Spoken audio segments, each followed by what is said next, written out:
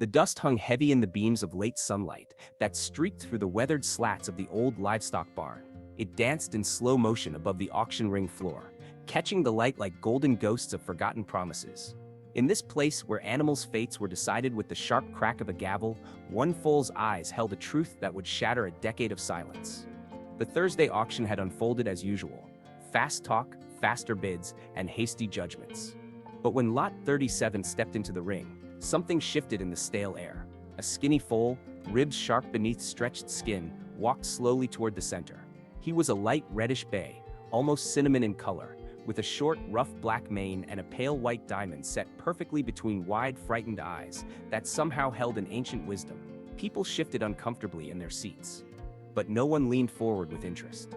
The men in denim jackets and dusty cowboy hats exchanged knowing smirks. A few women lowered their bidding cards without a word. This wasn't the kind of animal anyone came looking for. Too fragile, too damaged, too much of a risk. The foal's legs were long but too thin, like they couldn't possibly carry him through the coming winter. His sides rose and fell quickly with nervous breaths. And yet, there was something arresting in the way he looked around the arena, not with desperation, but with awareness, as though searching for a specific face among the crowd of strangers who saw only his weakness, not his worth. Lot 37, the auctioneer called flatly. No papers, no confirmed bloodline. Seized from a foreclosure out near Limestone Creek. His voice echoed against the old metal walls. Opening bid $50. Silence followed. A man near the front snorted. That bag of bones, he won't make it to fall. A few others chuckled. The foal flinched at the harsh sound but didn't retreat. He stood his ground, his eyes fixed on something or someone in the distance. In the back row left corner stood Orville Dean, suddenly stiff as weathered oak, his calloused hands pressed white against the railing. His breath caught in his throat as recognition dawned. That face, that white diamond on the foal's forehead, he'd seen it before years ago, on a horse that once belonged to Theta Pearl, his only daughter. The same daughter he had buried after a fire, stole everything but a scorched photo frame and the weight of unspoken words. That Colt couldn't be. No. And yet, Orville couldn't look away. It wasn't just the shape of the mark, it was the look in those eyes. It was her look, defiant, knowing impossibly alive in an animal that shouldn't exist. The auctioneer was ready to give up. No bids, all right, moving on. His name's Hope. The voice came sharp and boyish from the far side of the barn. Heads turned. It was Huck Ryland, a wiry foster kid from a group home down in Denton. Barely 12, too small for his boots, too quiet for the world that had forgotten him. But when he spoke, the colt lifted its head and walked, not stumbled but walked, straight toward the boy as though pulled by an invisible thread of recognition. Murmurs spread across the crowd like wildfire. The boy took off his cap and whispered again, "Hope!" The foal stopped beside him, rested its head against his chest, and Orville Dean felt something crack loose in his heart like a storm rolling in after years of drought. Because that horse should be dead, just like Theta, and somehow this strange boy knew its name. The barn buzzed with confusion rather than bids. Conversations hummed in low, uncertain tones. The foal, now clearly responding to the name, Hope, stood calm beside the boy as if they had arrived together, as if they belonged to each other in a world that had rejected them both. The auctioneer blinked hard, unsure whether to proceed or simply step away from the platform. But Orville Dean hadn't moved an inch. He was still gripping the railing, his knuckles bone white, while his mind traveled somewhere else, to the smoke of a fire, to the echo of a woman's laughter, and to a memory he'd fought like hell to bury. Theta Pearl had been 23 when she died. Strong-willed, too smart for a small town, too kind to survive it. She'd always loved horses, especially the wild ones that nobody else wanted. Her last mare was a chestnut with a white star, the mother of the colt now standing in the ring. Orville realized with a sick twist in his gut. That mare had disappeared in the fire. Or so he thought. As the boy's hand gently stroked the colt's neck, Orville's world began to unravel. The resemblance wasn't just in the mark, it was in the eyes, in the way the foal moved, as if it carried her spirit in its fragile body. But that wasn't possible, was it? "Sir?" A quiet voice pulled him back to reality. A tall man in worn jeans and a blue polo, one of the auction hands, stood beside him. "That kid, do you know him?" Orville shook his head slowly. "Never seen him in my life." The worker frowned. "Funny thing is, nobody brought the boy in. He wasn't listed with the ranch that surrendered the horses." His voice dropped to a whisper that sent chills down Orville's spine. And that Colt wasn't on the manifest either. He just showed up. That sentence hit Orville like a physical blow. Just showed up. Just like the fire, just like the loss, just like the guilt that refused to die even after a decade of trying to drown it. Across the auction floor, Huck Ryland stood tall. Or tried to. People were watching him now. All those adults with their suspicious eyes and whispered judgments. Yet he didn't flinch under their scrutiny. He simply scratched Hope's neck, whispering something that no one else could hear. Something intimate and secret. The Colt leaned into him, their connection tangible as sunlight on skin. Orville finally took a step forward, just one. "Boy," he said, voice rough as gravel that had been turned by years of silence. "Where'd you hear that name?"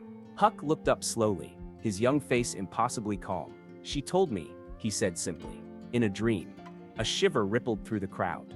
Someone chuckled awkwardly. "Kids making it up," a man muttered. But Orville's hands were shaking. Theta Pearl used to whisper that name. Hope, in the field every morning. She'd named her mare after a miscarriage. No one talked about, no one acknowledged. That name was private, sacred. And this boy had no way of knowing it unless she had told him. Unless what Orville feared most, that the dead don't stay silent, was true. His eyes met the Colt's once more. And this time, it was the Colt who looked at him like he was the ghost. Like Orville was the one who shouldn't be standing there, breathing, when Theta wasn't. That night, the barn emptied slower than usual. People left in clusters, talking low, stealing glances back at the boy and the foal, as if afraid to turn their backs completely. Some thought it was a publicity stunt. Others whispered about ghosts and second chances. No one quite knew what to make of it. The auctioneer refused to record a sale for Lot 37, claiming he needed to clarify ownership. But the truth was simpler. He was scared. That horse hadn't just responded to a name. It had recognized it. And worse, the boy had known it without ever being told. Orville Dean sat alone in his truck long after the crowd had gone. The engine wasn't running. The keys lay useless in his lap. He stared out the windshield at the empty arena gate, his knuckles white around the steering wheel. He hadn't spoken Theta's name out loud in over 10 years. Hadn't walked to the back pasture since the fire. Hadn't visited her grave since the funeral. And yet tonight her memory had come back. Not quietly, but loud, in a boy he'd never met and in a horse that shouldn't exist. Something about it all scratched at the edges of his mind like a warning. He remembered that day, the fire, how fast it had started, how Theta had gone back inside for the mare, how he had begged her to leave it, and how the barn had collapsed before he could stop her. They never found her body fully, just parts of her clothes and ashes. The mare's remains weren't there either, assumed lost in the same blaze. But now, looking back, a question he never dared ask came whispering back. What if the mare had survived? What if someone had taken her? What if she had foaled? That would mean Hope wasn't just a horse with a name.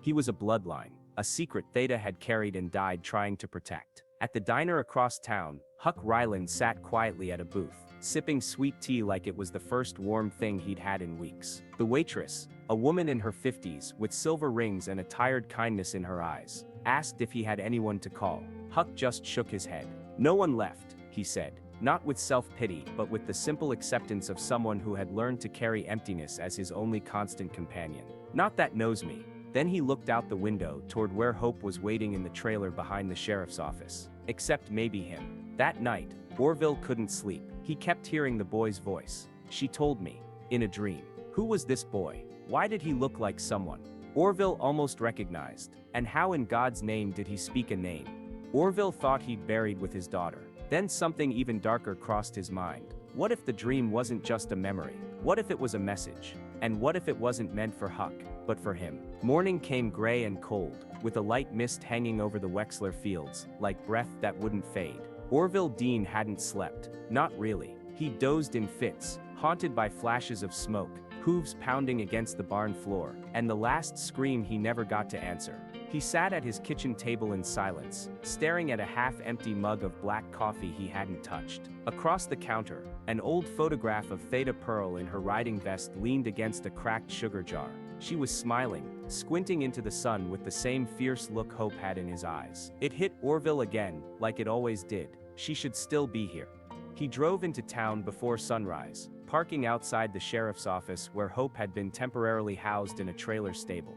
The streets were empty, just the wind, pushing leaves down the sidewalk and the hum of an early truck on the highway. Huck Ryland was already outside, sitting cross-legged beside the trailer gate, his hand resting on Hope's nose through the bars. The boy didn't look tired. He looked calm, like he'd known this horse forever. When Orville stepped out of the truck, Huck didn't move, didn't speak. He just looked at him, straight through him. "You still say you saw her?" Orville asked finally, voice dry as drought. Huck nodded.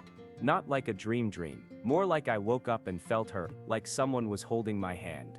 He paused, his young eyes suddenly ancient. "She said find him. I didn't know who she meant until I saw him." He gestured toward Hope. "Then I knew." Orville's chest tightened. That was the same thing Theta used to say when she spoke about her wild horses. "You don't choose them, they choose you." It was nonsense back then. A young woman's dream talk. But now it sounded less like fantasy and more like a whisper through time. A truth he'd been too stubborn to hear when it mattered most. Back at the trailer, Hope whinnied softly and pawed the wooden floor, as if sensing the weight of unspoken truths hanging in the air. Orville walked closer. For the first time, the colt didn't just watch him. It stepped forward, pressed its head gently into Orville's chest. The old man stiffened, his eyes burning with tears he hadn't allowed himself to shed in years. "He knows you," Huck said quietly. "He's not afraid of you." A pause, like he's been waiting. Orville swallowed hard, the lump in his throat nearly choking him. "You don't know what that means, son." Huck tilted his head, eyes ancient in his young face. "Maybe I do. Maybe that's why I came." Inside the sheriff's office, Deputy Keller watched through the blinds. He was new in town, but he knew when something didn't feel right. A kid with no record, a horse with no papers, an old man with fire in his past. It didn't add up, and yet it felt like something was just starting, something bigger than small-town gossip could contain. He picked up the phone and dialed. "Sheriff, you might want to come down here. There's something you need to see." Sheriff Boone arrived just after 9, boots crunching on gravel, the morning sun catching the silver in his mustache. He was a man molded by the county, calm, slow to speak, and not easy to rattle. But even he paused when he saw the scene. Orville Dean standing quietly with his hand resting on a sickly foal's back, and a boy too young, too sure, watching like he already knew how this story would end. Boone glanced at Deputy Keller, who nodded toward the trailer. "Watch the way that Colt moves around the kid," Keller said, under his breath. "It ain't normal." Boone approached Orville with the kind of caution reserved for explosives and grieving men. "Morning, Orville. Didn't expect to see you here." Orville didn't answer right away. His eyes were locked on Hope, tracing the diamond-shaped star on the colt's forehead like it was a scar from another lifetime. "That horse," he said finally, "shouldn't exist." Boone gave him a sideways glance. "You mean he looks like her mare?" Orville's voice cracked. "No, I mean he is her mare. Same fire, same eyes, same damn fight inside." Inside the trailer, Huck gently brushed Hope's side. "I dreamed about the barn last night," he said as Boone joined him. "I saw her. I think her name was Theta." Boone froze. That name hadn't been spoken in a decade around these parts, not since the fire. He turned slowly toward the boy. "How do you know that name, son?" Huck didn't blink. "She told me," she said. "He won't come looking, but he'll find us anyway." The silence that followed felt too heavy for the small space, like the air itself had thickened with memories and possibilities too painful to voice. Orville stepped inside the trailer, bringing the past in with him. He looked at Huck, then at the horse, his eyes narrowing. "You're not from around here, are you?" Huck shook his head. "Group home in Denton. I've been moved around a lot." His voice softened. "But this place, it's like I've already lived here." Orville studied him closely now. The sharp jaw, the eyes, the way his left foot turned slightly inward when he stood. Just like Theta's had. A chill ran up his spine, raising the hair on his arms. Boone cleared his throat, trying to ground them back to reason. "Let's just say, hypothetically, this colt is connected to your daughter. That still doesn't explain how this boy knows anything about her, or why he showed up here now, out of nowhere." Huck looked at them both. Calm. Unafraid. "Because you buried the fire. But something survived, and it wasn't just the horse." Orville turned pale. His breath caught in his lungs. Because in that moment, looking at the boy, he didn't just see a stranger. He saw a reflection of himself, of Theta, of possibilities he had refused to consider. And something in him whispered a word he hadn't dared think in years. "Blood?" Orville didn't speak for a long time. He just stared at the boy, the weight of 1,000 unsaid things pressing down on his chest. The resemblance was subtle, but now it screamed at him. The shape of Huck's jaw, The way he looked straight at you without blinking, like he saw through skin and bone into something deeper. The way his voice carried calm, even when he was saying things that shouldn't be possible. Orville's hands trembled as he stepped back from the trailer, needing air, needing space. But it followed him, that creeping truth he couldn't outrun anymore. Boone stayed behind with Huck, asking gentle questions. Huck answered them with a quiet clarity that felt unnatural for a 12-year-old. "Do you know your parents' names?" Boone asked. Huck shook his head. "I was dropped off at a fire station when I was a baby. No note, no file, just a blanket and a bracelet." He reached into his pocket and pulled out a small, frayed piece of leather. Boone unfolded it slowly. It was handmade, worn, and stitched with fading letters. T.P. Boone's heart skipped. "Where'd you get this?" Huck looked down. "They said it was on my wrist when I was found." Outside, Orville lit a cigarette with shaking fingers. Something he hadn't done in 10 years. The wind blew ash across the gravel, but he didn't move. His mind was spinning faster than it had in decades. Could Theda have had a child? Could she have hidden it from him? And if so, who was the father? Though that wasn't the right question. The real question was, why would she hide it? Unless it was someone he never would have accepted. Someone from her past she knew he wouldn't forgive. Back in the trailer, Hope nuzzled Huck's shoulder gently, like he was trying to comfort him. Boone watched closely, noting the way the colt responded only to the boy. "That horse doesn't act like he's ever been mistreated," he said. "But he acts like he remembers. Like he's come back to finish something." Huck nodded. "I think he has. I think we all have." Boone raised an eyebrow. "You believe in fate?" Huck didn't answer right away. Then he looked Boone dead in the eye and said, "No, but I believe in second chances." Orville re-entered slowly, face pale. He looked at Huck, then at Boone. "You said he was dropped off 12 years ago?" Boone nodded. Orville's voice was low, shaking. "Theda died 13 years ago, just after her mare went missing, just after she stopped talking to me." His eyes moved to Huck. "I thought the fire was the end. But maybe it was a beginning, one she couldn't explain." And then Huck asked, "Do you want to know the rest?" Because he did know. And something in Orville told him the boy already knew more than anyone should, more than was possible. Orville sat down on the wooden bench just outside the trailer, hands clasped tight, eyes locked on the gravel beneath his boots. He looked like a man on the edge of collapse, not from weakness, but from the sheer weight of something returning, something he'd buried years ago. Boone stepped back, giving him space. Huck stood still, one hand resting on the trailer gate, the other gently stroking Hope's neck. The silence between them was heavy, almost sacred. Then Huck spoke again, voice quieter now but clear. "You still want to know what she said?" Orville hesitated, like someone afraid of what the truth might cost. Then slowly he gave a nod. Huck closed his eyes. When he spoke, it wasn't with the voice of a child. It was steady, like he was reading from someplace deeper, someplace beyond the veil of the living. "She said she forgives you, for the words you never took back, for the things you didn't say when she needed to hear them, for not listening when she tried to tell you the truth about the baby." The world went still. Orville's breath caught like a hand around his throat. "What truth?" he whispered, though part of him already knew. "She tried to tell you," Huck said, "but you thought she was just being young, reckless. You thought she was lying to get your attention, but the baby was real. She was scared. She didn't want to lose you. She didn't want to disappoint the only family she had left." Orville bent forward, hands pressed to his face, shoulders shaking with silent sobs. Boone didn't move. Huck stayed quiet.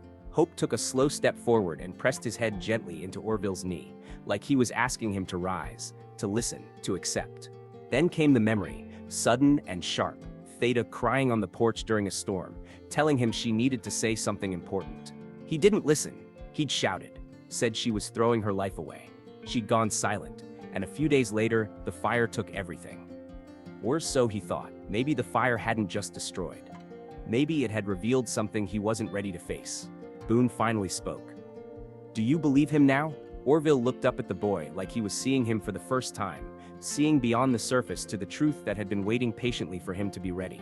"I don't think it matters what I believe," he said, voice cracked. "I think he knows the truth, whether I'm ready or not." Huck didn't smile. He didn't need to. He wasn't there to convince anyone. He was what was left. A bridge between what was lost and what could still be saved. Then Huck said, "She told me there's more things buried. Things you need to see." Orville met his eyes, and for the first time, he asked, "Where?" The old road hadn't been driven in years. Trees had leaned in over time, their branches scraping the top of Orville's rusted truck, as he followed Huck's directions in silence.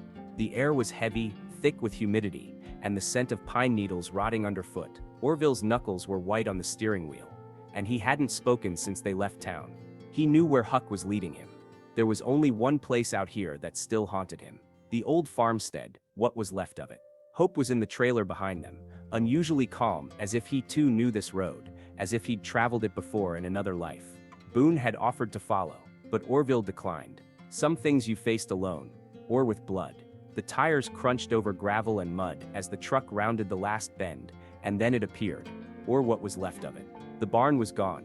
Of course, nothing but a twisted skeleton of blackened beams buried in weeds.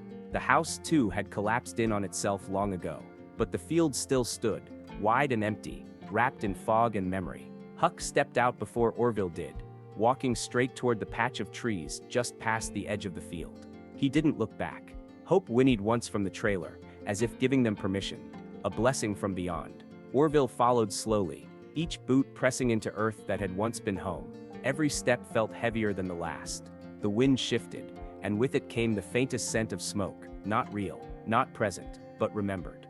He could hear Theta's voice, somewhere in that wind, laughter from another life. At the tree line, Huck stopped and pointed. "There," he said, "under that one." It was an oak, bent slightly to the east, its bark scarred from lightning, or time or memory. Orville looked at it like he was staring down a ghost. "She buried something there," Huck said. "Before the fire, she told me to bring you." Orville dropped to one knee, brushing away leaves and soft earth with his bare hands. The ground gave easily, as if it too had been waiting for this moment. He found it within minutes, a rusted tin box, small with Theta's initials carved faintly into the lid.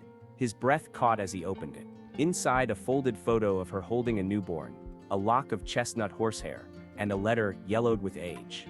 His fingers trembled as he unfolded it. The first words, "Daddy, if you're reading this, I'm sorry I couldn't tell you sooner." Behind him, Huck stood silent, watching. Hope had stepped down from the trailer, grazing near the fence like nothing was wrong. But Orville knew everything had changed, and the truth wasn't buried anymore. It had been waiting for him to be ready to face it. The letter trembled in Orville's weathered hands as he unfolded it completely.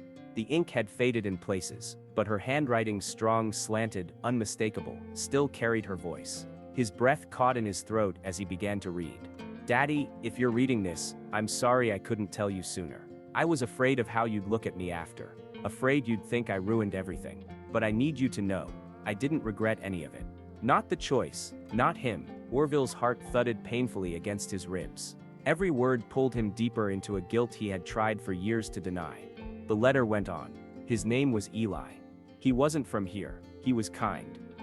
"Daddy, gentle with the horses. He taught me things not just about the animals, but about myself. You said he was trouble, and maybe he was in your world. But in mine he was the first person who really listened." Orville clenched his jaw.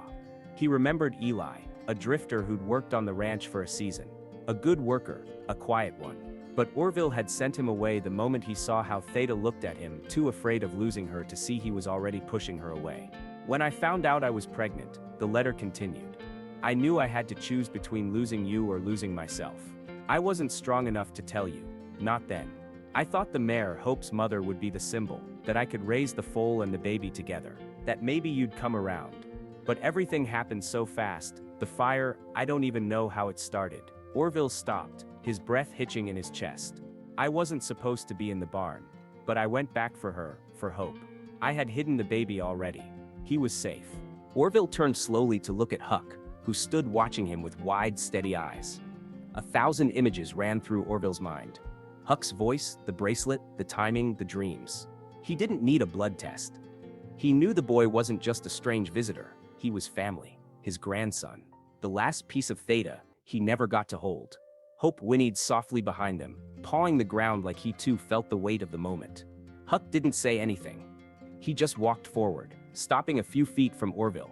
"She loved you," he said. "Even when you were angry, even when she was scared." Orville tried to speak, but the words dissolved in his throat. He nodded slowly, tears running down a face that hadn't let them fall in years.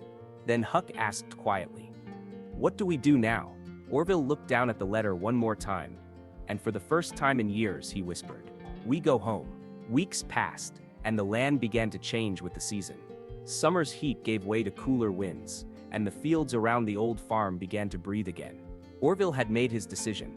The land once left to rot under grief and silence was being brought back to life, fence by fence, board by board.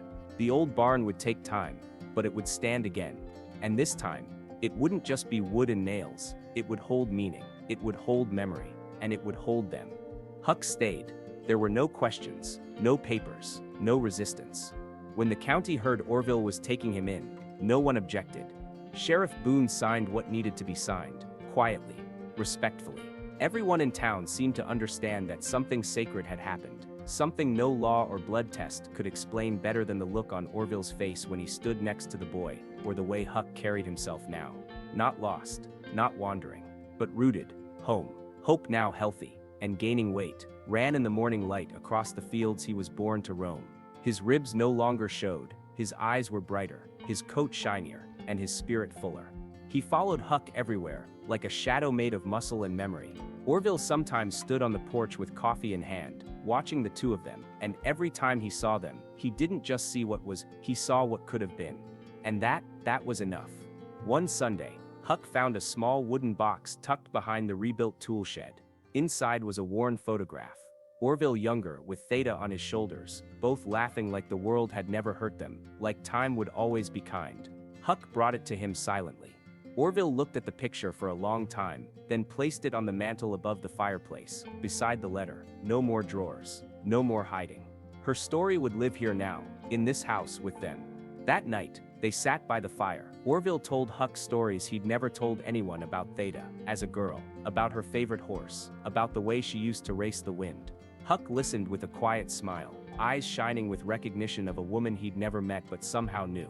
Then, just before bed, he said, "She'd be proud of you, you know." Orville nodded, eyes misting. "I hope so," he whispered. "I really do." And outside, under a sky full of stars, Hope lifted his head and whinnied, not out of fear or pain or hunger, but simply because he was home, and so were they.